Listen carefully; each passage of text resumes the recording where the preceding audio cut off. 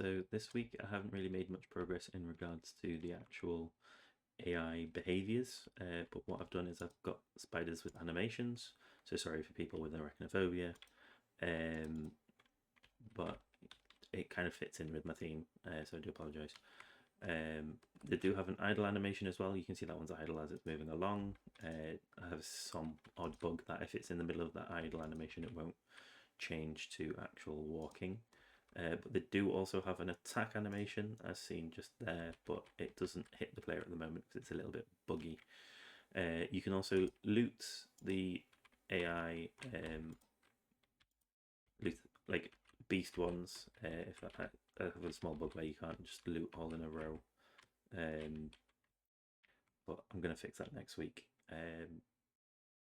The Also, the big ones that use magic, they do their attack animation slower, so it gives it time to do the actual like magic notifies at the right places and gives the player some time to react.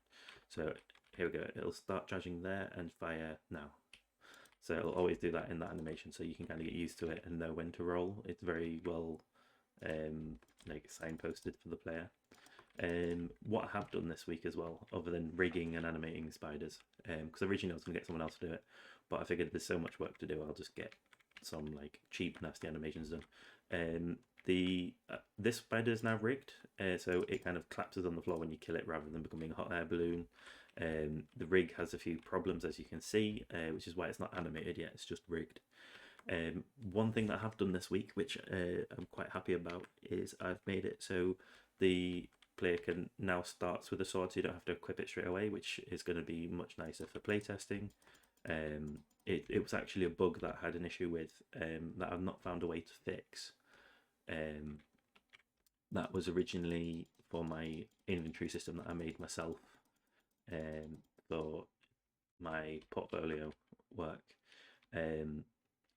Because you had to have something spawned in the world to be created because of the way that, because you need something spawned in the world to create a item object that goes into your inventory, and I hadn't figured a way of getting it to spawn it properly, and it was basically just me being an idiot. So it's fixed now regardless, and I have, as far as I'm aware, fixed the issue where this spider goes up and down the tree constantly. There we go, it didn't go back up. We'll find out this time, because this is the last time it'll go back up. Apparently just had to bite me before. Oh no, it's not going to go up this time. Well, that's fine, as long as it doesn't go up, you can't get stuck. So yeah, you can loot all the spiders. So as you will have noticed, there was like a wall here. Now the boss is dead, you can come through here. So I've also focused on doing some level design here as well. So again, the snake has an idle animation where it goes from side to side.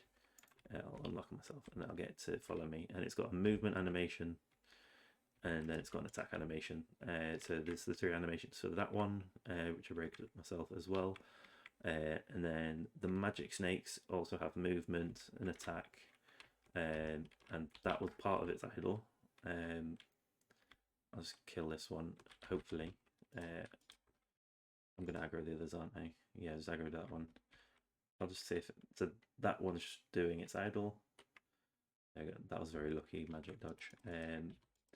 So yeah, at the moment I've just got it so if you loot the enemies, like the spiders and that, the snakes I should say, well spiders as well, you get some gold. Just apparently it's being very stingy on the gold. And yeah, so the level design is completely different now. It just kind of makes a bit more sense. So you start off with the spiders, which are much squishier. Then you get to the snakes, and then you get to the humans after the snakes. The boss-wise, it kind of doesn't make as much sense because the spider boss, once it's got all of its animations, it would be a bit tougher. But then I guess, yeah, there's a bit of debug code on at the moment for the spiders' attacks because for some reason their debugs aren't working properly. So then we've got this guy. So if I kill him, then I'll be able to go through that bit of snow that's a different colour. It's a different colour deliberately for signposting to the player. So this boss fight will take a moment. I mean, because of the infinite healing, you can just sit there attacking it. It's fine for most of these attacks, to be fair. It's when it gets to... I'm going to make it so that it moves away whilst it's using magic. It's when it gets to this stage. If I didn't press 2 constantly, I'd be dead already. Then I'll try and loot his corpse. Have I actually picked up more gold now? Because I didn't pick up any of the ones through there. I don't think I've set anything onto his corpse. That's the other thing that I was going to say that I fixed. We're fixing that bug. So now the player can get the enemies. I can just set whatever the items that they have in their inventory in like a array for the enemies. He's not been equipped with a weapon, so his AI is broke. I'll just quickly... I'm not even sure why he hasn't been equipped with a weapon. I'll just play from here. Begin. It's just a bug. I seem to get a few bugs whenever I move things around on the map. Any aggro on me? Thank you. I need to set up so that it can hear rather than just going off site. Sometimes the site's a bit bad. So can we use ladders pretty well? Apparently doesn't want to aggro on me. Oh yeah, I've made it so that they can forget about me if they haven't seen me in 5 seconds. So that's what it'll be. It's still... Oh yeah. So humans still have a normal inventory. It's just the like beasts that you take it off them automatically. This whole area hasn't really changed, well, other than the fact that you kind of enter at the top and then I'll just run through. Yeah, he's just going to his thingy points because he seems to have missed. My logic for them being able to forget the player seems to have gone really buggy. Shot magic through the wall. Oh, through the door. The second I came through the door.